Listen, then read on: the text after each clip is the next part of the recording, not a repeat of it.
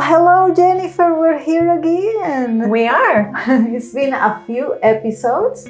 We hope that our audience is enjoying the information that we have today. Jennifer is our compliance and sales manager, and so she's going to talk to us about what you need in order to qualify for an auditor. So first, let's get started with what does a person need within a company to become an internal auditor? So that's a really good question because it's really going to depend on the organization's competency level, right? And what the organization claims is competent for that internal auditor for experience and education. Are you saying that ISO doesn't specify, like any ISO, 9001, 14045, do they not say exactly what you need to do to become an internal auditor? No, not prescriptively, right? So, and that brings some debate. Now, there are some standards, as you know, that we generally follow for internal auditors,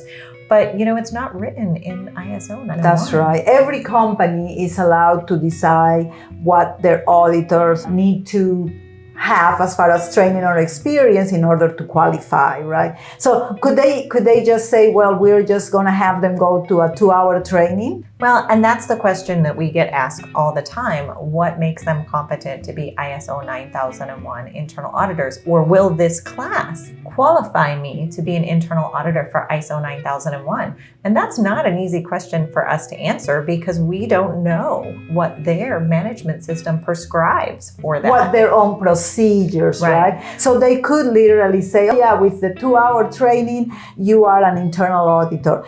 And that's just perfectly fine if that's what they want. What will the quality of the audit be if you have somebody go through a 2-hour training and that's all they have? Right. And I do caution people that obviously you will raise an auditor's eyebrow if you say you have to have a high school diploma to be qualified to be a quality auditor for ISO 9001, right? Because most high school graduates don't know ISO 9001 and what those criteria are, nonetheless how to audit it, right? So obviously you would want to set some sort of framework or criteria to follow for your internal audits as an organization. Right. So you want to make sure they are competent. The standard says they need to be competent. You establish that competency, but you make of that competencies up to each company. And so do you want good quality audits where they can find things that are valuable and that can really improve the company's management system or not? Right. And then additionally,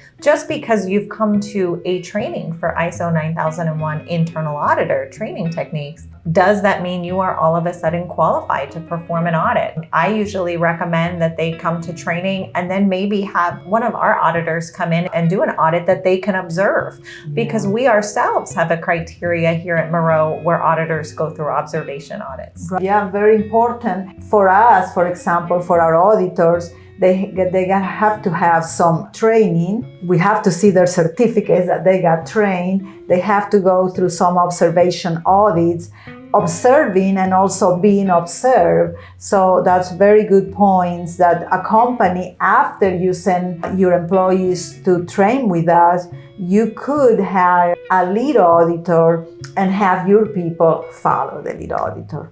Absolutely. So I really think that there is much that could be discussed about that. And it's such an open-ended question when people call in and ask us that, does this qualify me? Yes, but you do need some training, right? You do. So let's go through maybe some of our classes. If you want to become an auditor, a management system auditor, what would be some of the classes that you at minimum should take? At minimum, obviously, the ISO 9001 and the internal auditing techniques, right? So that would be our 3-day ISO 9001 internal auditor. You'll go over ISO 9001 for 2 days and then internal auditing techniques. But for quality managers, we also recommend additional That's training. right. So just to be an auditor, and of course, like Jennifer said at the beginning, we don't really know what you prescribe in your own procedures. But if, the minimum should be at least an ISO 9001 training for internal auditor techniques and perhaps, I guess, doing some observation audits. Now, if you want to be an environmental management system auditor, what would you need? Well, then you would go for the ISO 14001 Right. with internal auditing techniques. But when you start getting into some of the other ISO standards like 14,000, 45,001, you would still want to have a strong background in environmental or occupational health and safety for That's right. 4501 Yeah, that's to really true. understand how that affects the criteria and the Yes. framework of the So management just system. going to an internal auditing techniques class, for example, won't qualify you for all the standards, right? So you need training on the standard. You need training to be an auditor in auditing techniques. And then, of course, you need the experience. So if you want to be qualified for safety, I guess, occupational health and safety auditor, you at minimum should go also to the 45,001 class. I guess that's what you're saying. Right.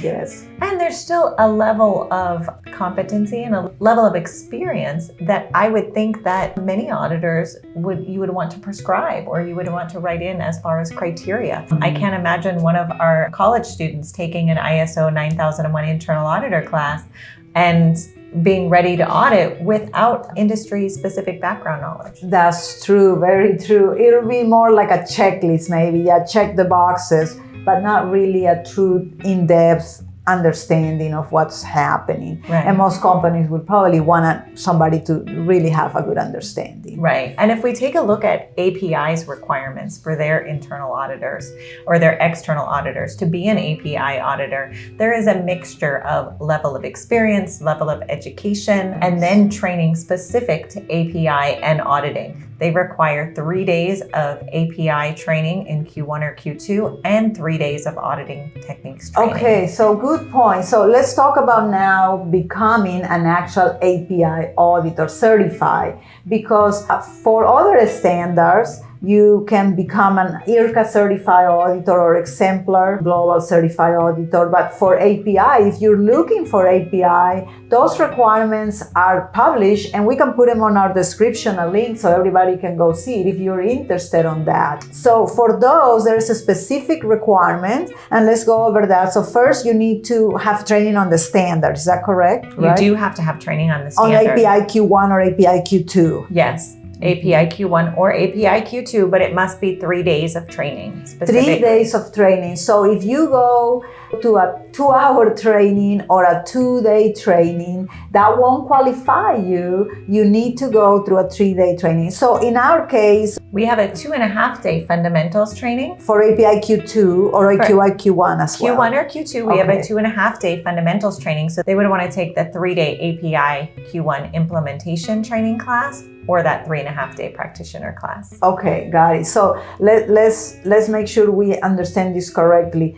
You need 3 days of training to become API and certified actually, auditor. They're very specific with 24 hours of training. 24, so it's okay. 3 days, All right. 24 hours. So if you go to a 2.5-day fundamentals, that will not be sufficient. You have to go to the 3.5 days practitioner. And I say that because we provide that, but we also know that there's other companies similar to us that provide that training. So let's make sure you don't get confused and you go to the 3.5-day practitioner, or like Jennifer said, it has to be over 3 days or 24 hours, right? Right. Now, alternatively, if you don't attend that training, the practitioner, you could also go to a class like we have, which is called the implementation or the internal auditor, whether it's Q1 or Q2, both of them will take you beyond the threshold of 24 hours. Is that right? That is correct. Okay, very good. So what else do they need to become an API qualified, I guess, auditor? They do also have to be cognizant of when the training is taken for API, because they do have to attend training recently. So if you have attended training 10 years ago and you want to apply to be an API Q1 auditor, that training will no longer be valid. You will have to retake training. So do they have to, I guess, have taken the latest API standard revision? Yes, of course. I Yes. see, okay. So if you went to a maybe 9th edition training, that will definitely not qualify you now because the standard is already on what revision? It is on API Q1 10th edition, Errata 3, Addendum 1. Yes, okay, very good. So yeah, you will have to retake that training. And of course, you may not need to retake all of the training, but maybe at least a transition course. Right. And we do offer a 1-day transition course.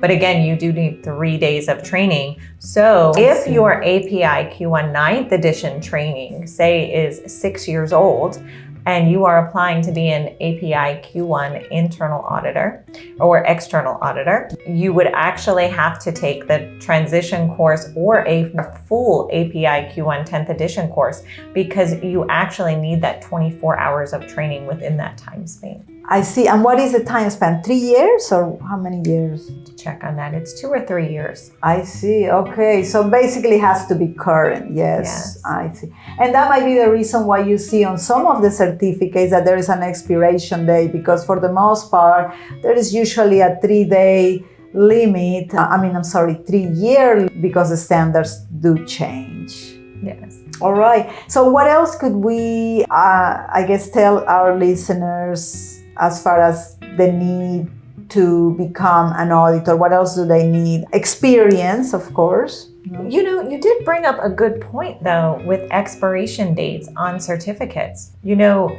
if someone is auditing, so you yourself were an auditor for DMV for many years, right? If you audit ISO 9001 every day, does your certificate expire? Yeah, I see. Well, it depends, I guess. I would think it depends. If I'm an internal auditor, it depends what the requirements are. And if this is for an external auditor, like a registered auditor, it depends on what the requirements as well are. At least when I used to be Exemplar Global, you have to have a yearly retraining, even if it was a few hours, and you have to submit your log. And you gotta pay your dues. Yeah, of course. It's always a dues. We can put on the description links to our training classes that could get you qualified for either an ISO certified auditor or an API certified auditor. Yes, and we can also include the link to API's website on their audit criteria. Mm-hmm. That's right, so that you can see exactly what they require. And when you come to our classes, usually as soon as the class is over and you take your test and you pass, you will get your certificate immediately. There is no wait. So you really could be on your way to becoming or to applying, submitting your application without much wait. Most of what we have is very automated.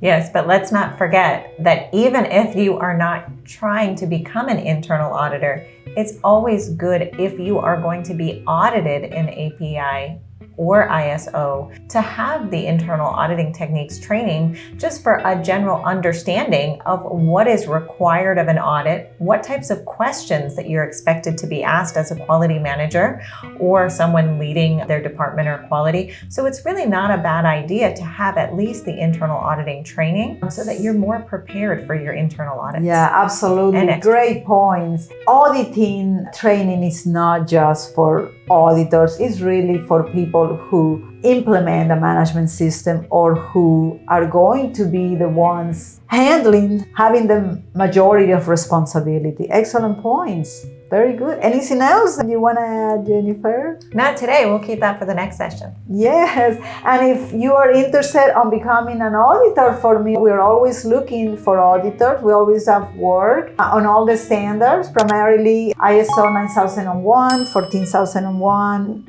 45,001, 27,001, as well as API Q1, Q2, and most recently 13485, ISO 13485, as well as ISO 50001. Great. Can't wait. Thank you.